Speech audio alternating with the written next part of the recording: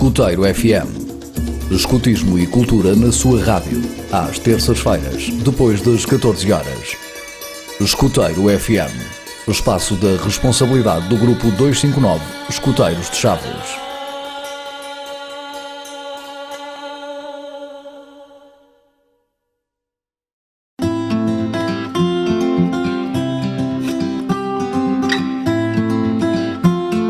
Olá, sejam bem-vindos a mais uma rúbrica, espaço este dedicado ao escutismo e à cultura em geral, da inteira responsabilidade do Grupo 259 Escuteiros de Chaves. Como vem sendo habitual, relembramos sempre nas nossas rúbricas que o Grupo 259 Escuteiros de Chaves tem como sede e centro de atividades o açude em Vila Verde da Raia e que as nossas atividades se realizam ao sábado à tarde a partir das 14h30.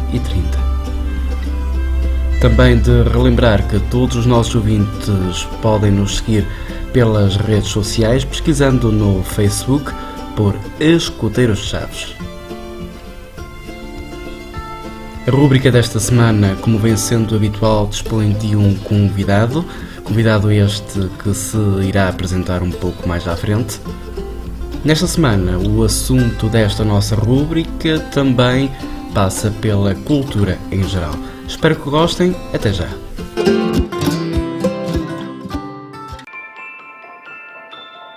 Quando o General Baden-Powell concebeu as ideias originais do escutismo, estava longe de pensar que o seu método se manteria atual e atrativo passados 100 anos. Através do escutismo, Baden-Powell pretendia proporcionar aos jovens oportunidades para se desenvolverem de forma integral e a formação necessária para serem cidadãos empenhados e que promovessem a amizade e o respeito mútuo através da camaradagem e da cooperação. O escutismo surgiu em 1907, em Inglaterra, e rapidamente ultrapassou fronteiras, tornando-se numa fraternidade mundial capaz de inspirar tolerância, compreensão e justiça. Em 1911, o tenente Álvaro de Melo Machado fundou em Macau o primeiro grupo de escuteiros em território português.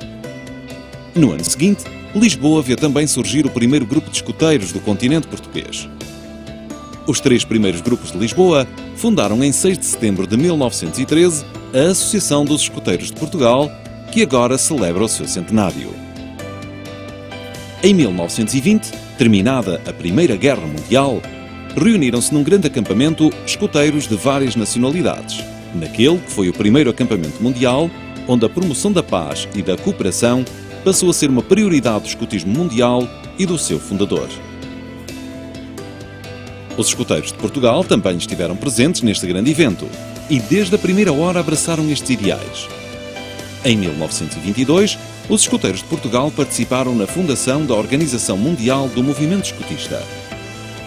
Hoje, o escutismo é o maior movimento mundial de juventude. Cerca de 300 milhões de pessoas foram escuteiras e existem atualmente mais de 30 milhões de escuteiros, jovens e adultos, rapazes e raparigas, em 161 países e territórios. Desde a sua fundação, aberta a todas as religiões, não fazendo distinção de raças, classes económicas e mantendo-se independente de partidarismos políticos, a AEP conseguiu a admiração e o respeito dos portugueses e dos primeiros governos da República. A partir de 1936 e até ao 25 de abril de 1974, a AEP sobreviveu com grandes dificuldades, sendo considerada indesejável pelo governo e sendo alvo de perseguições e pressões. Pretendia-se com a extinção da AEP o reforço da mocidade portuguesa, um movimento de cariz obrigatório e dependente do regime e que nada tinha a ver com o método, os princípios e as finalidades do escutismo. Foram anos de extrema dificuldade. No entanto, os escuteiros de Portugal sobreviveram, resistindo durante esses difíceis 40 anos, graças ao sacrifício e ao empenho de alguns dos seus dirigentes.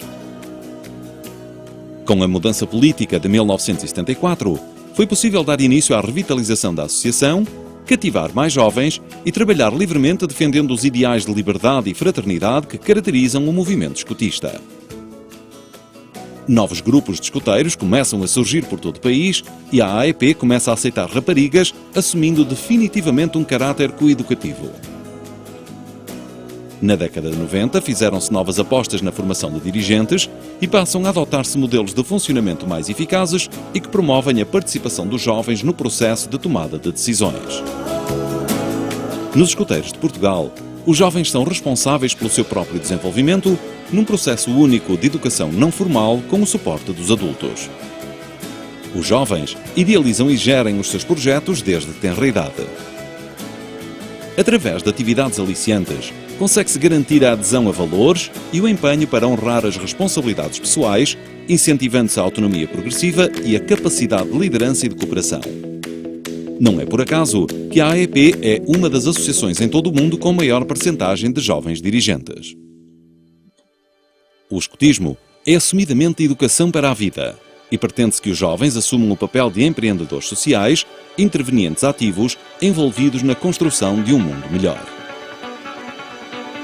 A Associação dos Escuteiros de Portugal está voltada para o futuro, assumindo todos nós a responsabilidade de proporcionar escutismo para todos e, mais do que nunca, estamos empenhados em satisfazer necessidades reais.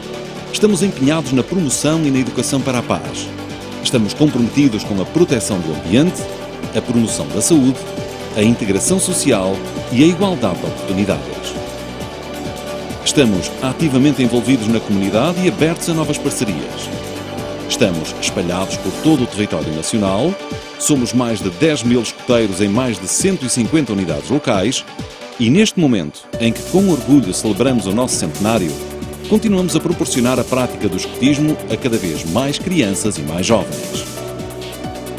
Somos uma associação dinâmica e moderna que não esquece os seus princípios e os ideais de Baden-Powell, nem o esforço e a dedicação de todos os que, ao longo destes 100 anos, trabalharam para que estejamos hoje aqui a celebrar um século de atividade em prol da juventude e a assumirmos o compromisso de mantermos viva a chama dos escuteiros de Portugal.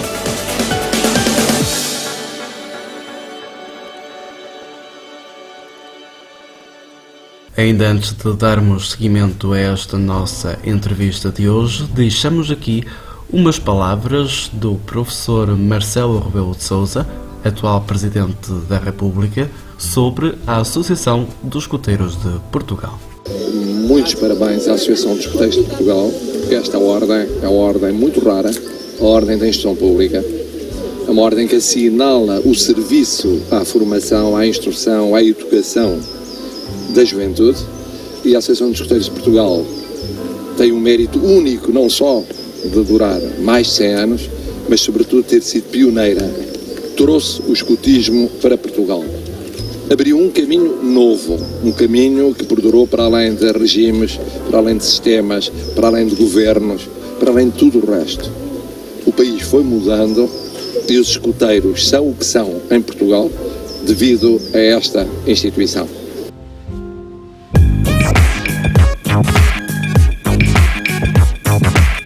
Ora, cá estamos na nossa rúbrica, tem sido marcada por entrevistas, todo o tipo de personalidades. Hoje estás aqui connosco, desde já agradeço a tua presença. Um bocadinho como temos feito com os outros entrevistados, vamos deixar que tu te apresentes aos nossos ouvintes, pronto, dizendo quem és, de onde vens e o que fazes.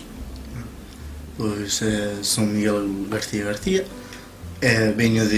sou de Espanha, de uma aldeia que se chama Mezquita, que está na província de Ourense, e vim aqui a estagiar, porque estou a estudar informática, e vim a estagiar numa empresa. E porquê em Chaves? Porque ofereceram-me o Erasmus e não queria ir muito longe, mas que me apetecia essa vivência de ir fora, conhecer outros sítios onde ninguém me conhecera, provar coisas novas. Gostou-me a cidade, ou pouco que conhecia, gostou-me, e vim para aqui. Já conhecias a nossa cidade? Muito pouquinho. Os 4 sítios mais grandes, e gostaram-me. Tinha-me mesmo falado bem dela. Confirma-se? Sim, confirmo, gosto muito da cidade. E porquê informática? Sempre foi uma área da que eu gostei muito, ainda que não era a minha primeira opção. Eu queria ser arquitecto, mas tive que deixar essa ideia porque não me foi anos de estudos. Meti-me na informática, resulta que dá-se-me bem, nas notas são boas, E que idade tens? Tenho 19 anos, vou fazer 20. Quando eras mais novo, o que é que pensavas em ser? Pois, Arquiteto? arquiteto desde sempre, Desde muito sempre. cativo, porque meu pai trabalha na construção e quando iba com ele aos trabalhos, sempre gostava de ver os planos e eu quero fazer isto, e sempre quis ser, e ao final não pude ser. Como é que é ser jovem em Espanha? No tema dos estudos, penso que não está bem centrado, porque empiezas a te especializar no que te queres já muito tarde, porque os estudos lá não vão como aqui. Eu, o que estou a fazer, eu faço 2 anos e posso passar a fazer algo superior antes de ir à universidade. Ou seja, quando chego a fazer a engenharia ou o que seja, vou muito preparado. Mas também há a opção que chama-se o bachiller e chega sem saber nada do que vas a fazer. É muito geral. Eu vejo que aí a da educação não te dá essa saída de especializar-te até muito tarde. Penso que é algo que tinham que sacar antes, porque sales preparado para ir a uma empresa mais que os outros. Conheceste estagiários de cá de Sim. Portugal? Conheci Também de estagiários informática? daqui, sim. Pronto, Conheci e- estagiários daqui e comparei que eles tardavam mais em aprender o que eu aprendi há 2 anos, porque eles tinham as assinaturas que eu tinha, os módulos, não sei como é que se diz cá, As disciplinas. as disciplinas que eu tinha, elas tinham, mas tinham inglês, tinham matemáticas, tinham português, era tudo mesclado. Então tardam mais. Penso que isso deveria cambiar. E em Espanha, ao invés de ter essas disciplinas, como optas por um curso mais técnico, acabas por ter disciplinas apenas da área do teu Eu, curso. no curso que eu estou a fazer, eu tenho 5 disciplinas e são todas enfocadas em informática. E como isto é um curso, o primeiro curso que há, é geral, a toda a informática. Depois, quando passas ao seguinte curso, é que podes decidir se vais para uma rama mais específica ou para outra mais específica. E em comparação também aos jovens que encontraste, que conheceste cá em Chaves, cá em Portugal, o que achas desta malta jovem cá? É muito diferente de... Não muito. Ao fim e ao cabo, os jovens somos todos iguais em todos os sítios, mas atopei uma diferença de mentalidade na hora da religião. Mas isso também se atopa nas pessoas mais maiores. Na minha zona, por exemplo, se vas a Espanha, na zona do sul, é muito mais que gente que a do norte. Eu, como estou no norte, não tinha essa mentalidade de ir tanto à igreja, mas aqui estive a falar com um par dos estagiários e tal, e eles sim que têm mais mentalidade de ir à missa e essas coisas. Por exemplo, foi a única diferença que eu topei. A Espanha, basicamente, para te divertir, sais com os teus amigos, com o teu grupo de amigos de sempre, sais, das um passeio, vas a um bar, tomas algo, marchas para casa e para a noite e já volveres a quedar mais para seguir mais em sério e mais conhecer outras pessoas ou para estar de boas pagas, para já que sei que tudo vai ao redor do álcool. Também, isso é também aqui e isso é em todo lado. Qual é o teu passatempo preferido? Aquilo que mais gostas de fazer nos Pois tempos livres?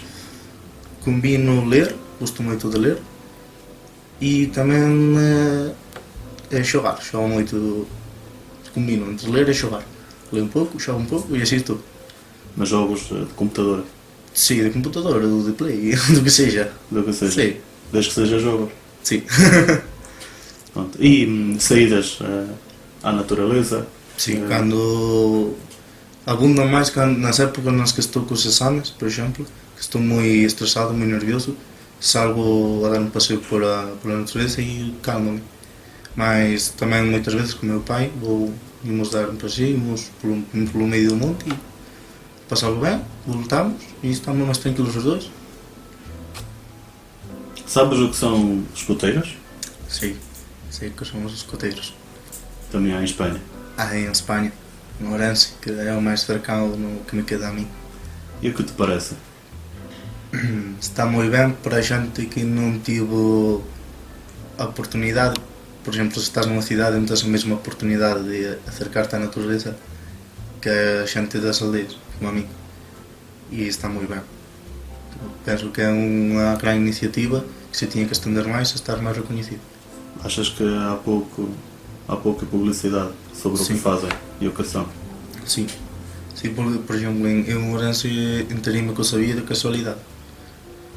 E penso que está muito bem, em vez de meter os filhos e as crianças e tudo isso diante de uma televisão para que não tenham a dar a dar e a molestar, pois, metem-os aí, pelo menos aprendem respeito pelas coisas, que é algo que não se suele ter, a conviver com outras pessoas, a compartilhar, a ser pessoas. Tens ideia de quantos escuteiros existem no mundo? Não. Não fazes a mínima ideia? Não, pero deve haver muitos. Acima de 30 milhões. Caralho, ainda. Sim. Está bem? Está bastante bem. Como é a tua aldeia? A minha aldeia é pequena. Não somos poucos habitantes, mas como está situada justo no linde de Galícia com o resto da Espanha e com Portugal. Ou seja que eu costumo falar com um xente de moitos sitios, parte de que eu traballo num pub, então sempre conversas con moita xente de aquí, xente de lá, e ves distintas mentalidades. Então é un pobo que, a pesar de ter pouca xente, ainda hai bastante movimento e está rodeado de monte por todos lados. Ou seja que natureza de sobre. E achas, como jovem, a atualidade do teu país? O meu país está mal. Está mal.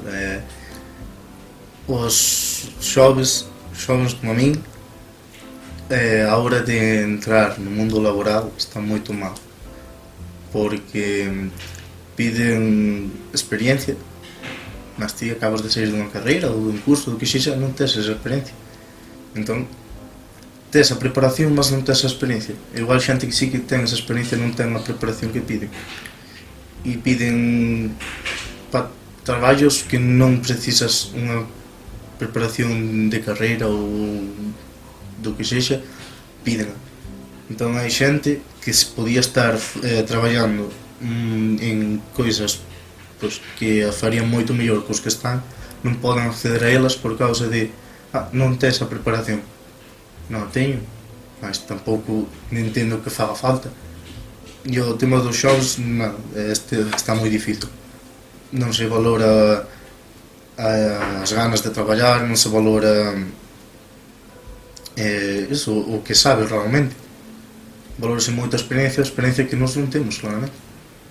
E económicamente está todo moi mal. Hai paro por todos lados, xa cousa, en vez de ir a mellor precio que vai a peor, non se aclara entre eles, non sei. Non é normal que unha persoa que se dedica a roubar durante anos millóns de euros este andando pola calle. Iso é o que non entendo. Mas non podemos facer nada porque somos conformistas en España. Em Espanha e em todo o lado. Sí, E será que não podemos mesmo fazer nada? podemos, mas está o problema de dizer, eu non podo fazer nada. Ti só non, mas ti, o teu amigo, o amigo do teu amigo e os amigos, e vos juntando, e ao final a unión fai a forza. E penso que así poderíamos cambiar e que todo o mundo se queixa da situación actual, mas ninguén fai nada. E cando empeza a ver alguén que sí que está a fazer, non apoiamos por medo que agora estamos mal, mas cando viña, e se facemos caso, agora estamos peor que agora é difícil. Claro que pode estar peor, mas se o que non arriesga non gaña. Nessa sequência de pensamento, o que é que pensas da Europa? Europa, pois a Europa ahora mesmo é o ponto de mira de moitos problemas diferentes. Está o problema que xa se está olvidando, parece, dos refugiados, daqueles que escapaban de unha guerra que a propia Europa creou, mas está isso por um lado, por outro lado está todo este montón de atentados que está a haver, os problemas económicos e ahora mesmo a Europa é un caos, porque ninguén tira polo veciño, ninguén di eu podo axudarte, vou te ajudar, todos din, podo axudarte, mas ti despois a mí non vos poderei axudar. Cada un mira por si e ao final ou cambia a coisa drasticamente e din, non, temos que facer ben as coisas, imos dar prioridades ao que realmente as merecen, ou senón imos acabar mal. Non pode ser que podendo axudar as persoas e estemos dando a espalda, non pode ser que estes atentados estánse a estudar, mas pódese previr e estánse intentando claramente, mas penso que había outra solución que non sea dedicarse a cerrar a entrada as persoas todas que xexan de fora, e económicamente hai moito medo, hai que agora mesmo que predomina é o medo na Europa por moitos lados diferentes, então ten que haber un cambio moi drástico na mentalidade das persoas, dos países, dos que gobernan, de tudo. Pegando um bocadinho naquilo que disseste ainda agora, de cada um pensa por si e não querem ajudar o próximo, e que seria fácil, tenho condições, tu não tens, eu ajudo-te. Não achas que isso também é um terreno perigoso? Podem querer se aproveitar e não fazerem nada porque já estão a contar com a ajuda. Sim.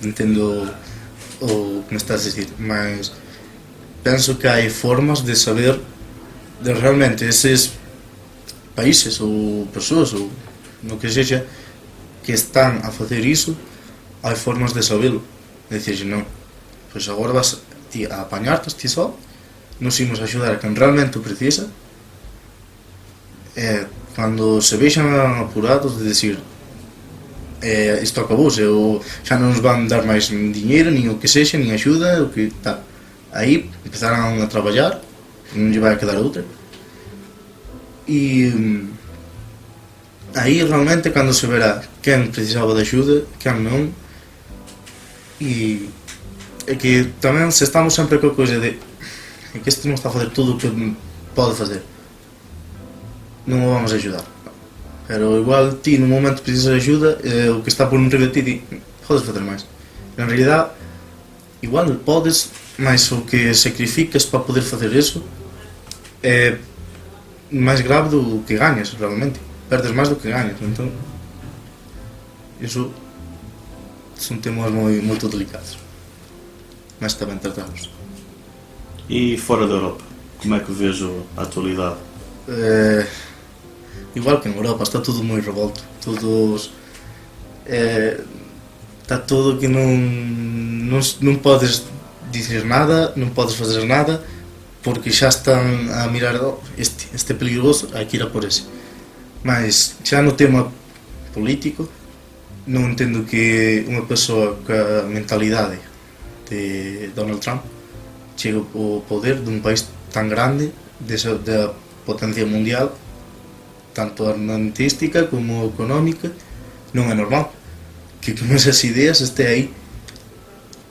É perigoso, esa persoa con tanto poder é perigosa.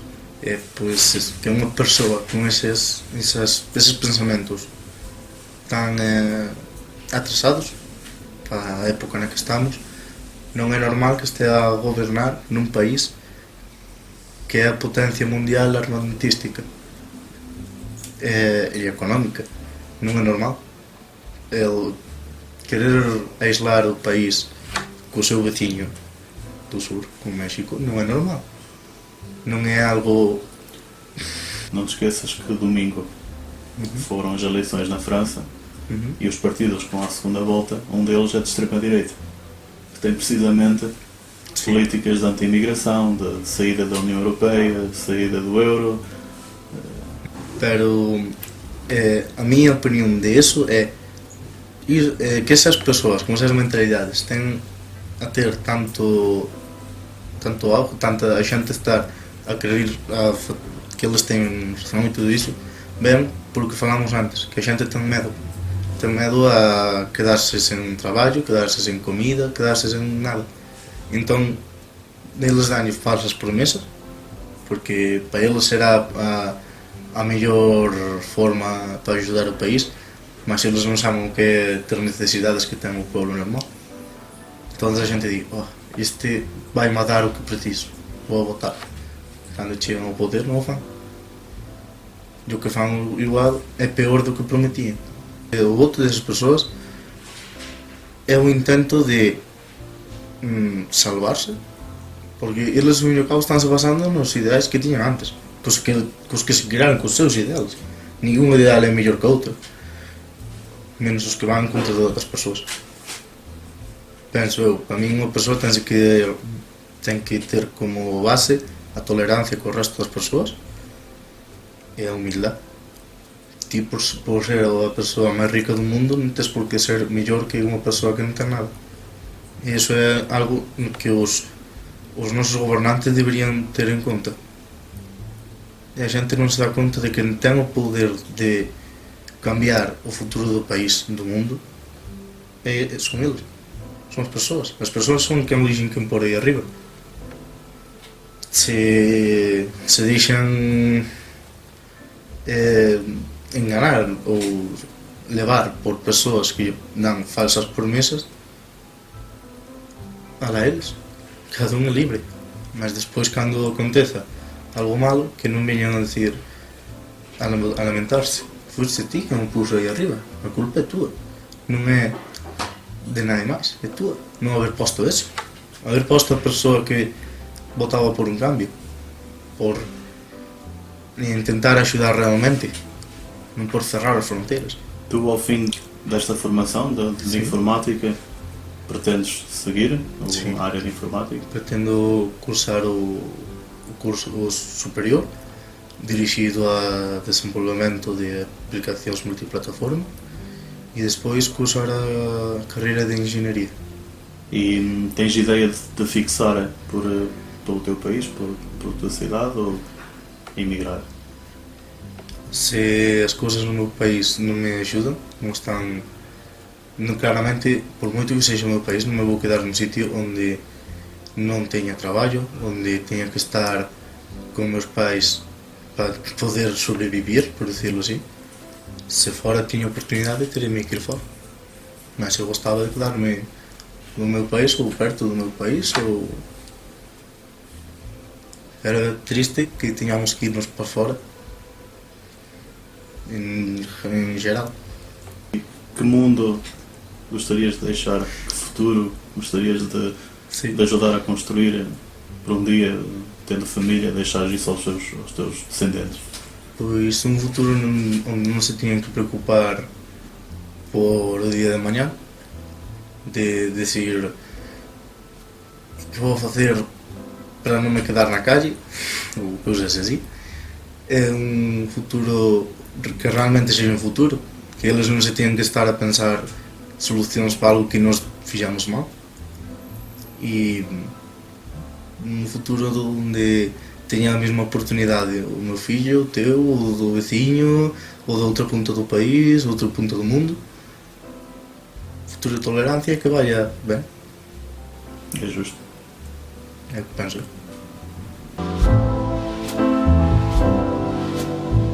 O escotismo é um movimento em expansão capaz de atrair os jovens para projetos de educação e formação. Há determinados aspectos no escotismo que são característicos que atraem os jovens. Um dos grandes aspectos é a vida ao ar livre, portanto, os acampamentos, as atividades no campo. O outro é a vida em pequenos grupos, viver em banda, em patrulha. Portanto, estes dois grandes aliciantes que vão de encontro àquilo que é a vida normal dos jovens, com certeza que o atrai. O escotismo foi fundado por um cidadão inglês e o São Jorge é um santo com um grande enraizamento na tradição britânica, portanto associado à cavalaria, portanto, e por isso mesmo o São Jorge foi escolhido como o patrono mundial. Entre os escoteiros, a vontade de experimentar e de participar em atividades está entre as razões que levam muitos a aderir ao movimento. Depois, confirmam-se as expectativas e muitos decidem permanecer. Os meus pais inscreveram-me e eu fui experimentar, gostei muito e por isso continuo e já sou escoteiro há 6 anos. Já estou nos escoteiros há 9 anos, ajudou-me imenso a crescer, entrei em pequenino e moldou-me enquanto pessoa, mesmo nos acampamentos, ajudou-me a tornar uma pessoa mais desenrascada, a interagir mais com as outras pessoas, a ser mais dado, a ser mais descontraído em relação a certas coisas, também a ter mais responsabilidades que normalmente os rapazes pequenos não têm. Nesse tipo de experiências sim ajuda imenso uma pessoa a crescer enquanto pessoa.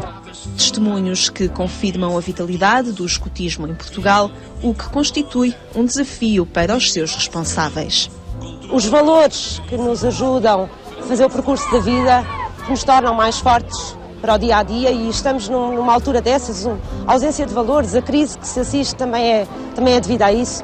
A gratificação de ser dirigente é poder transmitir, inclusivamente, as dificuldades e como os valores do escotismo nos ajudam a enfrentar esse caminho. Aquilo que nós tentamos é passar aos outros aquilo que nós aprendemos e sermos testemunhos vivos do que é a ação escotista, do que é a vivência do escotismo.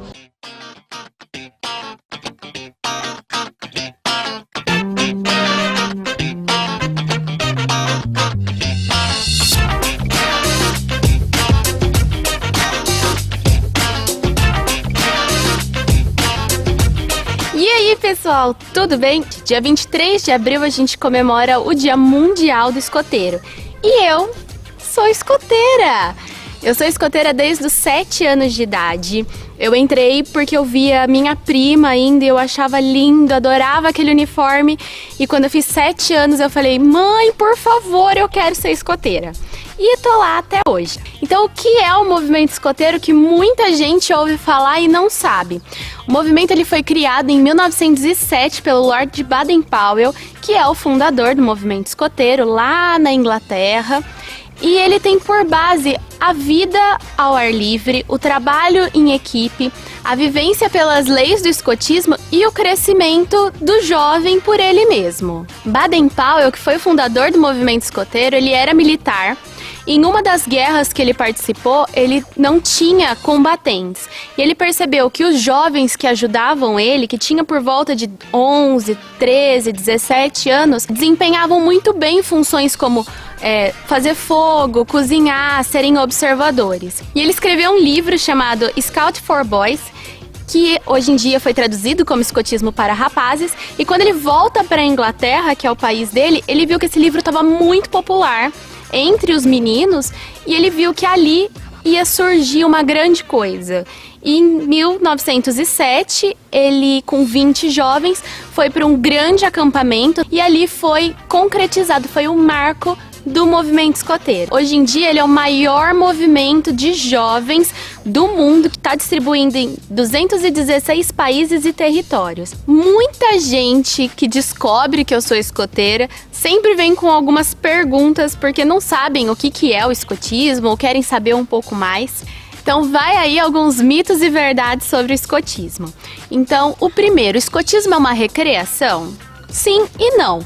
É muito mais do que jogos recreativos. É a recreação para a educação. Segundo, escoteiro vende biscoito? Gente, escoteiro não vende só biscoito. O objetivo do vender biscoito ou vender qualquer outra coisa é porque é um movimento que não tem fins lucrativos. Então, quando a gente precisa acampar, fazer excursões, viagens, todas as coisas desse tipo, ela tem um gasto. E esse gasto a gente tem que arcar de alguma maneira, já que ninguém dá dinheiro pra gente fazer isso. Então a gente vende bolo, biscoito, faz arrecadação de algumas coisas, festas, a gente tem que fazer bingo. Tudo a gente faz para arrecadar dinheiro quando a gente quer ir para um grande acampamento. Tudo isso para o dinheiro não sair todo do nosso bolso. Terceiro, qual que é a idade para você ser escoteiro? Gente, não tem uma idade máxima para você ser escoteiro. Tem uma idade mínima. A idade mínima é de 6 anos e meio. E por quê? Porque a criança tem que estar pelo menos começando a ser alfabetizada. E é isso, pessoal. Um grande beijo. Tchau! Damos assim por terminada esta 13ª edição desta nossa rúbrica, de relembrar que este espaço é dedicado ao escotismo e à cultura em geral, e é da inteira responsabilidade do Grupo 259 Escoteiros de Chaves. Desde já aproveitamos também para agradecer a este nosso convidado de hoje, em nome do Grupo 259 Escoteiros de Chaves, o nosso muito obrigado. E também aproveitamos para relembrar aos nossos ouvintes que podem sempre assistir às nossas atividades, ou melhor dizendo, seguir as nossas atividades através das redes sociais, pesquisando no Facebook por Escoteiros de Chaves. De salientar também, como foi referido no início desta nossa rúbrica, que o Grupo 259 tem como sede e centro de atividades o açude em Vila Verde da Gaia e que as suas atividades semanais se realizam aos sábados à tarde a partir das 14h30. Aproveitamos também este nosso espaço para dar a conhecer um pouco mais aos nossos ouvintes que o Grupo 259 tem inscrições abertas durante todo o ano e aceitamos jovens a partir dos 6 anos. Para esclarecer as suas dúvidas e também para poderem realizar as vossas inscrições, podem sempre contactar-nos na nossa sede e centro de atividades ou então pelo número de contacto 933 406 263, volto a repetir, 933 406 263. Por esta semana é tudo, fica então aqui os votos de continuação de uma boa semana para todos vós e também de agradecer a todos os nossos ouvintes que estiveram na nossa companhia. Desde já o nosso muito obrigado e mais uma vez continuação de uma boa semana.